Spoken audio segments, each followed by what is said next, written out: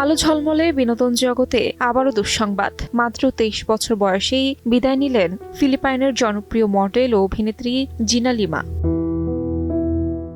16 November cuisine সিটির একটি flat থেকে তার মরদেহ উদ্ধার করা হয়। জিনার সাবেক প্রেমিক প্রথমে বুঝতে পারেন তিনি শ্বাস নিচ্ছেন না। এরপর দ্রুত হাসপাতালে নেওয়া হলে চিকিৎসকেরা তাকে মৃত ঘোষণা করেন।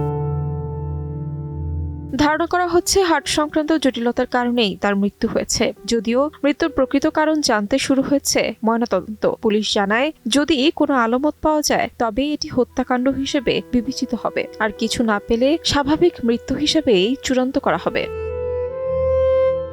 তবে এই ঘটনায় নতুন রহস্য যোগ করেছে আরেকটি তথ্য। জিনার সাবেক প্রেমিকের গালে পাওয়া একটি আঁচড়ের দাগ। তার দাবি এটি নাকি জিনার বন্ধুদের কারণে হয়েছে, কিন্তু সবটাই জানা যাবে ময়নাতদন্তের পর। জিনা লিমা ছিলেন একজন ফ্রিল্যান্স মডেল ও অভিনেত্রী। মাই ফেয়ারি টেল লাভ স্টোরি সিনেমায় তার অভিনয়ে বিশেষ প্রশংসা কুড়িয়েছিল। তার এই অকাল মৃত্যুতে ভক্তদের মাঝে নেমে এসেছে শোকের ছায়া।